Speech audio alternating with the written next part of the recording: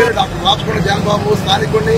మరి యొక్క ఎన్నికల్లో గుంటూరు పశ్చిమ నియోజకవర్గం నుంచి మరి నేను కాంగ్రెస్ అభ్యర్థిగా మేము ముందున్నాను.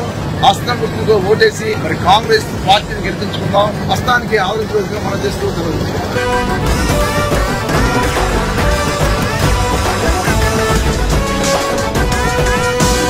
అడుగుల శబ్దంగా కదిలే యుద్ధం, నిరుపేదలకై తనో నిలువుటద్దం, స్వాగతమంటూ తెలంగాణ సిద్ధం, ఎగిరే కాంగ్రెస్ జెండతో కదిలేను నిత్యం. చూడు చూడు మనకై కదిలాడు